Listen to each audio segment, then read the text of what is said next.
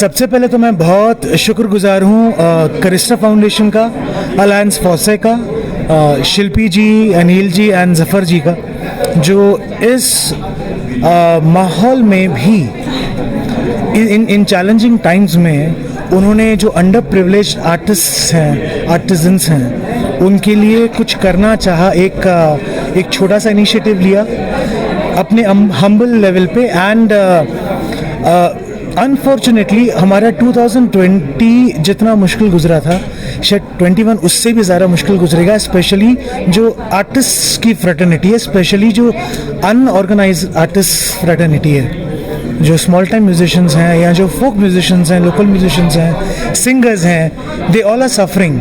और ऐसे माहौल में in spite of all these challenges लिया है और आज ऑडियंस आई है, आप लोग आए हैं और जुड़े हैं। यही अपने आप में मेरे ख्याल से इन दीज पैंडेमिक टाइम्स ये अपने आप में एक बहुत बड़ी अचीवमेंट है। एंड 2020 अनएक्सपेक्टेड था हमारे लिए, कोरोना और पैंडेमिक और लॉकडाउन स्पेशली। वो किसी तरह लोगों ने एक बार के लिए झेल लिया, किसी तरह जिसको कहते हैं ना, कट गई, रात गई बात गई। अब जब थोड़ा सा थोड़ी की उम्मीद जागी थी लोगों के अंदर, स्पेशली म्यूजिशियंस के अंदर, एंड सडनली वो जो है ये दूसरा दौर आ गया, सेकेंड वेव आ गई और फिर से लॉकडाउन टाइप्स एक सिचुएशन बन गया, तो this is going to be all the more challenging for artist cutting across all genres and all streams, if I may say. इसीलिए मैं ये मानता हूँ ये जो आज का एक शो हुआ है, ये उन आर्टिस्ट को मदद करने का जो एक थॉट अब आया है ऑर्गेनाइजर्स के मन में, करिश्ता के मन में, ये अपने आप में एक बहुत बड़ा अचीवमेंट है। थिंक बहुत अच्छा प्रोग्राम था एंड इतने सारे मतलब लोग आए, कम थे बट डेफिनेटली इतने सारे भी आए, स्पेशली कोविड के गाइडलाइंस के बाद भी इतने सारे लोग आए, तो आई थिंक बहुत हिम्मत वाले हैं सारे लोग। और सारे म्यूजिशियंस भी लॉकडाउन में, हम म्यूजिशियंस को सबसे ज़्यादा इफ़ेक्ट हुआ है आई थिंक कोरोना का लॉकडाउन में, so I think very happy कि आज इतने सारे लोग आए and we had a live show, और मेरे को बहुत मज़ा आया और गिरीश जी के साथ मेरे को गाने का मौका मिला, तो बहुत खुशकिस्मती की बात है मेरी। मैंने शिकवा पेश किया था और ज़फ़र जी ने उसका जवाब पेश किया था जी। मुझे काफ़ी टाइम हो गया है प्रेजेंट करते हुए, एक सूफियाना कलाम पढ़ते हुए, और आई थिंक ये बहुत अच्छा एक्सपीरियंस है और आई थिंक और लोगों को आना चाहिए, क्योंकि ऐसे आज के प्रोग्राम में भी ऐसे बहुत लोग थे जिन्होंने कहा कि हम पहली बार ऐसे सूफ़ी कॉन्सर्ट में आए हैं, तो आई थिंक ये और लोगों तक मैसेज जाना चाहिए कि ऐसे भी शोज़ हो रहे हैं, तो ताकि और लोग सूफीज़म से जुड़ें, एंड आई थिंक ये ऐसा होना चाहिए।